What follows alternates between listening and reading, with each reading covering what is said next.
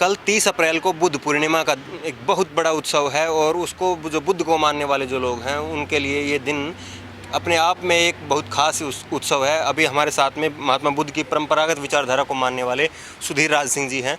सुधीर राज जी, हम आपसे एक बात ये जानना चाहेंगे, जो नेशनल म्यूजियम है दिल्ली में, तो उसमें हर साल 30 अप्रैल को बुद्ध पूर्णिमा के दिन बड़ी संख्या में जो लोग हैं, वैसे साल के 365 दिन जो लोग हैं वहाँ पे जाते हैं, लेकिन बुद्ध पूर्णिमा के दिन 9 बजे सुबह हज़ारों की संख्या में वहाँ पे लोग इकट्ठा होते हैं। तो बुद्ध तो जो है वो खुद मूर्ति पूजा का खंडन करते थे, तो उनकी अस्थियों को देखने के लिए लोगों में क्यों उत्सुकता है? मैं सबसे पहले नेशनल दस्तक का धन्यवाद दूंगा कि उसने बहुत समय बाद एक अंतर्राष्ट्रीय मुद्दे को लिया है, क्योंकि ये अंतर्राष्ट्रीय सवाल है। बुद्ध जगत के गुरु माने जाते हैं और पहले और आखिरी जगत के गुरु अभी तक वही हैं, क्योंकि विश्व में अधिकतर अनुयायी उनके हैं। लगभग ये माना जाता है कि 60% के करीब लोग ऐसे हैं जो उनकी फ़िलॉसफी में और उनकी विचारधारा में और उनकी जो ज्ञान था उसमें यकीन रखते हैं, जिनमें से लगभग 1 अरब लोग ऐसे हैं जो बुद्ध की तस्वीर या स्टैचू नहीं रखते मगर मानते फ़िलॉसफी को हैं। तो यहाँ नेशनल म्यूजियम जो हमारा राष्ट्रीय संग्रहालय है, ये अगर आप यहाँ से पास से जाएंगे तो संसद भवन के पास में जनपद रोड पे है, जिसका मेट्रो स्टेशन पड़ता है उद्योग भवन, वहाँ से पैदल का रास्ता है। ये राष्ट्रीय भवन, ये जो राष्ट्रीय संग्रहालय बड़े कमाल का है, क्योंकि इसमें 16,000 से ज़्यादा आर्टिकल रखे हुए हैं और उनमें कमाल की बात यह है कि वो मैक्सिमम आर्टिकल सारे बुद्ध कालीन ही हैं। और उसमें बुद्ध की अस्थियाँ, यानी बुद्ध की जो अस्थि धातु है जिसको बोलते हैं बोन्स हैं, जो जली हुई अवस्था में, थोड़ी बची हुई अवस्था में, जैसे कि हम मुर्दे को जलाते हैं तो जो हड्डियाँ बच जाती हैं वो, या राख बच जाती है वो यहाँ है। और ये उन 10 में से एक हिस्सा है जो अब से 1898 साल के अंदर एक WC पेपे करके एस्टेट मैनेजर हुआ करते थे और जो शौकीनी रूप से आर्कियोलॉजिस्ट भी थे, पुरातत्ववेद थे शौकीनी रूप से। और वो वहाँ जो आज का नेपाल है उसके जड़ में, जिसको कपिलवस्तु बोलते हैं, वहाँ एक जगह है जिसको पिपहरा बोलते हैं, पिपरिया भी बोलते हैं, पिपली वाहन भी बोलते हैं, और पीपल हरा के नाम से। जैसे ये पीपल आप देख रहे हैं, पीपल हरा, तो वहाँ कोई पीपल हरा रहा होगा बुद्ध के समय में, और पीपल हरा की वैसे वो जो जगह पड़ी उसका नाम वहाँ ऐसा पड़ा। तो वहाँ बुद्ध की अस्थियों को लगभग उनके एक्सपायर होने के 100 साल बाद, ऐसा बताते हैं जो पुरातत्ववेत्ता हैं, कि वहाँ उन्होंने पहली बार, क्योंकि पहले एक टीला बनाते थे, कोई कंस्ट्रक्शन नहीं होती थी, तो पक्की कच्ची ईंट हुई, उसका एक टीला बनाया, तो उसमें उन्होंने एक सुरक्षित रखा और उसके साथ ही ऑफरिंग्स भी रखी। फिर वो 150 साल बाद फिर दोबारा बना, फिर तिवारा बना। वो लगभग 21 फीट गहरा और 160 फीट क्या बोलते डायस का पूरा बना।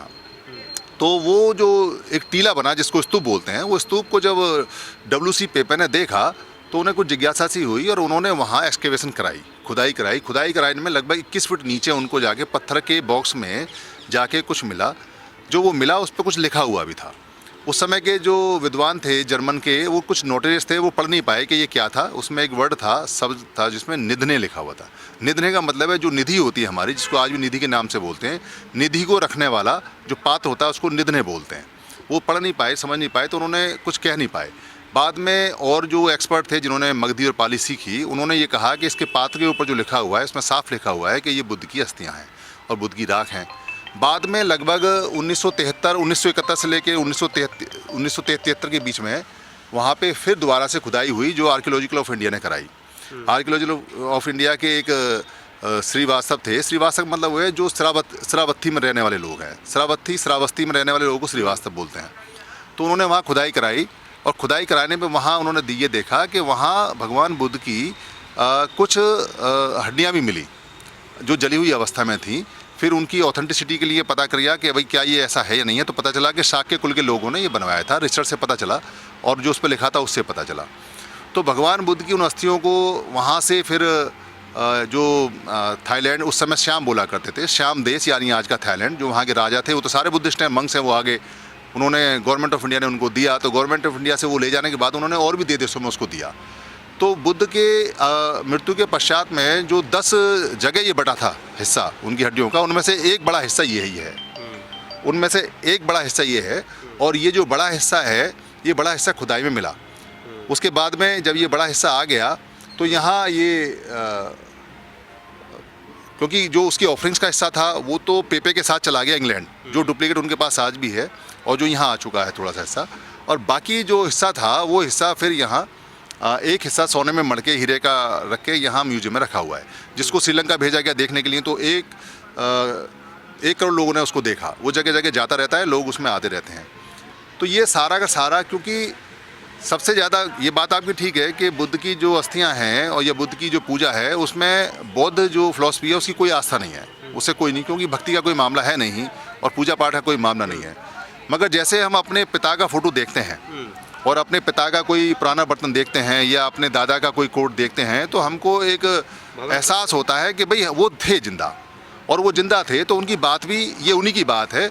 इसलिए जब हम यहाँ साल दर साल जाते हैं उनके वो हड्डियों को देखने के लिए, उनकी राख को देखने के लिए, तो एक हमें बड़ा अच्छा एहसास होता है कि भाई हमारे पिता जो जगत गुरु थे उनका अस्तित्व है, और वो हमें सच्चाई का यकीन होता है कि ये सच्चाई है, क्योंकि जो होता है उसकी सच्चाई के लिए उसका सबूत होता है।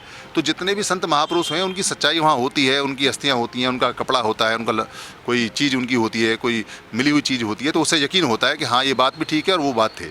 तो हम जस्ट जैसे फ़ोटो देखते हैं वैसे हर साल जाते हैं और वहाँ जाके उनकी फ़िलॉसफी को याद करते हैं, उनकी फ़िलॉसफी में रमने की कोशिश करते हैं।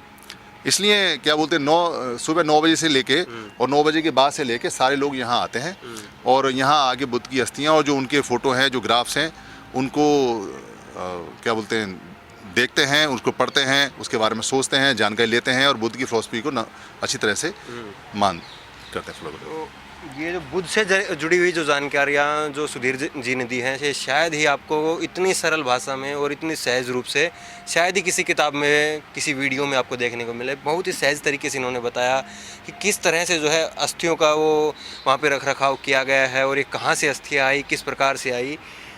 दूसरा सुधीर जी, आपसे एक सवाल मेरा एक और है।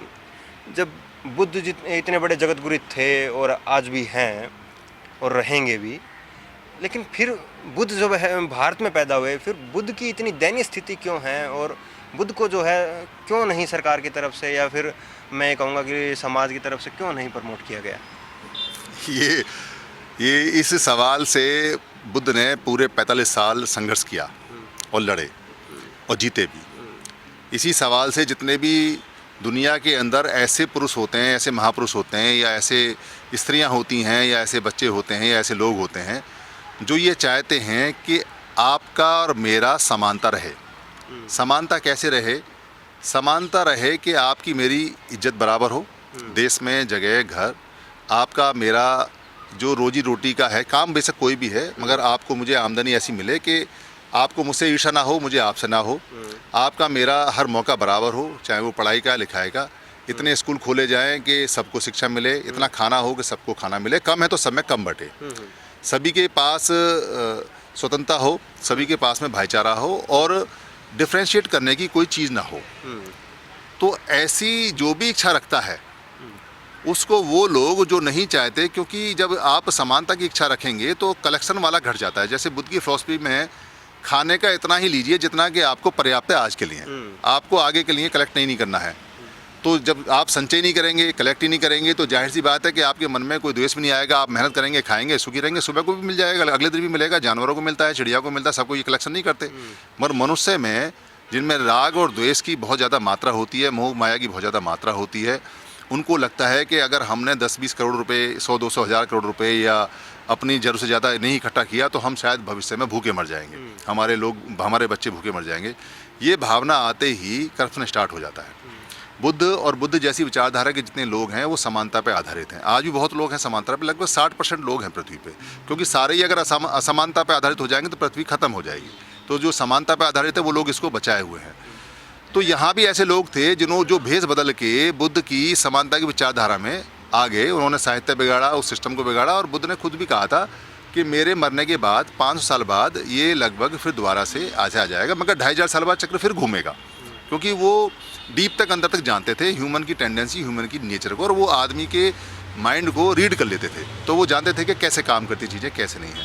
तो यहाँ सबसे बड़ा जो झगड़ा है भारत के अंदर ये है कि भारत में उन्होंने समानता स्थापित की, तो असमानता का चक्र भी आना ही था, क्योंकि समानता में वो लोग पिस गए जिन लोगों को संचय करने की इकट्ठा है, या बिना मेहनत का खाने की इच्छा है, या जो आदमी के ऊपर राज करना चाहते हैं, या जो नेचुरल प्रोसेस में नहीं रहना चाहते, नेचुरल चाहते हैं। तो वो लोग उसमें भेष बदल के हुए, उन्होंने उसको सिस्टम को करप्ट किया। करप्ट करने के बाद में वो सिस्टम धीरे धीरे हुआ और उन्होंने उन लोगों के वो जो जिसको बोलते हैं ना कि धम्म चक्र का मतलब है कि नेचर के रूल का चक्र को उल्टा कर दिया और वो अननेचुरल कर दिया। तो जब वो नेचुरल के अगेंस्ट हो गया तो करप्शन बढ़ गया तो लोग करप्ट हो गए, तो उन्होंने जितने भी उनमें रोग थे, डिसीज़ थी, सारी वो आ गई। उस वजह से भारत से फिर उन्होंने कहा कि इसको जड़ को ही ख़त्म कर दें, तो उन्होंने वो 3 तरह से काम किया। उन्होंने पहला तो उसको करप्ट किया, दूसरा उसको कन्फ्यूज़ किया, और तीसरा उसको बिल्कुल जहाँ नहीं माने उसको डिस्ट्रॉय करके ख़त्म किया। तो ऐसे करके फिर एजुकेशन छीन ली, उसके बाद में एजुकेशन ख़त्म ही कर दी। आम आदमी, कॉमन आदमी की जो समाज, क्योंकि अशोक के समय में सबको एजुकेशन थी, अशोक की बात तक भी रही, उसके बाद एजुकेशन ही ख़त्म हो गई, फिर वो हिस्ट्री चली गई। क्योंकि आज जब पिपरा के अंदर ये खोदा गया तो वहाँ जो ऑफरिंग्स हैं सोने के और चांदी के पत्थर हैं, उन पर उनका नाम लिखा हुआ है, पिपरा करके नाम लिखा हुआ है, या कोई और नाम लिखा हुआ है जिसमें लिखा हुआ है कि भिक्षु संघ की ये जगह है, ऐसे करके। और वो एजुकेशन, यहाँ तक कि वो लैंग्वेज भी ख़त्म कर दी गई। तो उसका रीज़न ये रहा। तो एक बात आपसे कहना चाहेंगे कि बहुत से लोग हैं जो किसी विचारधारा को मानते हैं और जो कहते भी हैं कि हाँ मैं इस विचारधारा को मानता हूँ, लेकिन और मैं भी काफ़ी ऐसे लोगों से मिला हूँ और आपने भी काफ़ी ऐसे लोगों के इंटरव्यू देखे होंगे, लेकिन सुधीर चौधरी जी उनमें से अलग हैं, माफ़ करना सुधीर राज सिंह उनमें से अलग हैं, जिनका बुद्ध को लेकर के ना केवल वो बुद्ध के अनुयायी हैं बल्कि बुद्ध का जो ज्ञान है उसको काफ़ी गहराई तक इन्होंने समझा है, काफ़ी गहराई तक उसको जाकर पढ़ा है। तो सुधीर जी, हम आपसे चाहेंगे कि हमारे दर्शकों के लिए कल बुद्ध पूर्णिमा है, तो ऐसा क्या बुद्ध जी का खास एक कोई ज्ञान है हमारे दर्शकों के साथ में बांटिए, हमारे साथ में बांटिए। कल बुद्ध पूर्णिमा के दिन आप क्या संदेश देना चाहेंगे, एक कोई बुद्ध की एक खास ज्ञान की बात जो आप हमारे दर्शकों के साथ बांटना चाहें? देखिए, बुद्ध का जो ज्ञान है वो 45 साल का बहुत बड़ा वॉल्यूम भी है, बहुत सारी किताबें भी हैं, और उन्होंने सारा ज्ञान ना एक सेंटेंस में भी समेटा हुआ है। वो सेंटेंस है बहुत छोटा सा, एवरीथिंग इज़ माइंड, यानी जो सब कुछ है वो मन है। मन का मतलब मस्तिष्क या दिमाग नहीं है, ब्रेन नहीं है, मन का मतलब है माइंड। माइंड जो हर चीज़ में, जैसे आप मेरा इंटरव्यू अगर ले रहे हैं तो आपके मन में ये बात सबसे पहले कैसे आई, ये आपको ब्रेन ने नहीं बताई है, ये कैसे आई, इसके रीजन होते हैं।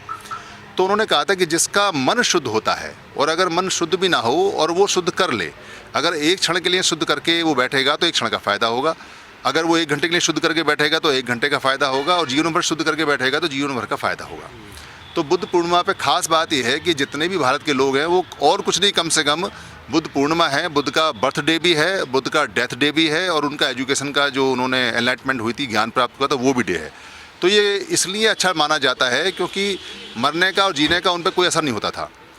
तो एक मन के लिए भी, एक पल के लिए भी अगर आप मन को शुद्ध कर लें सिर्फ इस नाम से कि भारत का जगत गुरु है, और जगत गुरु ने जिसने सबको शिक्षा दी है वो ये कहता है कि आप अपने मन को शुद्ध करके तो देखिए। तो आप अगर 5 मिनट के लिए भी मन शुद्ध करते हैं तो फिर ज़रा फील करिए कि मन शुद्ध करने से क्या फ़ायदा होता है। तो आपको उनकी शिक्षाएं समझ में आनी शुरू हो जाएंगी, चाहे आप पढ़ें या ना पढ़ें, आपको ये पता चल जाएगा कि बुद्ध क्या है। बस यही संदेश है कि आप एक क्षण के लिए करके तो देखिए, तो आपको पता चलेगा कि बुद्ध होता क्या है। तो मेरी आपसे यही गुजारिश है कि जिस तरह सुधीर जी जो हैं ना केवल अनुयायी हैं बल्कि उस ज्ञान को, जिस ज्ञान के वे अनुयायी हैं, जिस बुद्ध के वे अनुयायी हैं, उसको गहराई तक जाकर समझते हैं, उसको पढ़ते हैं, समझते हैं। तो जो तथाकथित भगत वाला जो दौर जो है वो आज के दिन में जारी है, उससे उलट जो है ये स्थिति आज हमने आपको दिखाने की कोशिश की है। ऐसे अनुयायियों से आपसे मिलवाने की कोशिश की है जो बुद्ध के बारे में इतना पढ़ते हैं, लिखते हैं और समझते हैं, तभी वो इतनी देर तक बात कर रहे हैं। समय की जो है पाबंदी होती है, नहीं तो सुधीर जी के साथ में अगर हम बात करने लग जाएं तो घंटों बीत जाएंगे। लेकिन ये जो ज्ञान की पोटली है, ये बुद्ध की जितना पढ़ेंगे आप वो उतना बनती चली जाएगी। तो इस वीडियो को आप अधिक से अधिक शेयर करें, सिर्फ इसलिए नहीं कि ये नेशनल दस्तक की वीडियो है और इसलिए हम कह रहे हैं, इस बात के लिए नहीं, बल्कि इस बात के लिए कि जो बुद्ध के बारे में जो ज्ञान इन्होंने जो दिया है वो ज्ञान जो है वो अधिक से अधिक लोगों तक पहुंच सके, और अधिक से अधिक लोग जो हैं बुद्ध के बारे में जो उनकी जो बातें हैं, जो उनकी किस प्रकार से इन्होंने बताई कि जो अस्थियाँ आई और फिर उसके बाद में बुद्ध का ज्ञान जो है वो असली जो बुद्ध विचारधारा है वो क्या है, तो ये सारी जो बातें हैं, ये गूढ़ता की बातें होती हैं ना, वो सब बातें अधिक से अधिक लोगों तक पहुँच सके, इसलिए इस वीडियो को और से अधिक आप शेयर कीजिए। कल बुद्ध पूर्णिमा है, नेशनल दस्तक की तरफ से और सुधीर जी की तरफ से और सब की तरफ से कल बुद्ध पूर्णिमा के पावन अवसर पर आप सभी दर्शकों को नेशनल दस्तक की तरफ से बुद्ध पूर्णिमा की बहुत बहुत बधाइयाँ। कैमरामैन नितिन के साथ मैं धर्मेंद्र, नेशनल दस्तक, हम सभी को दे इजाज़त। धन्यवाद।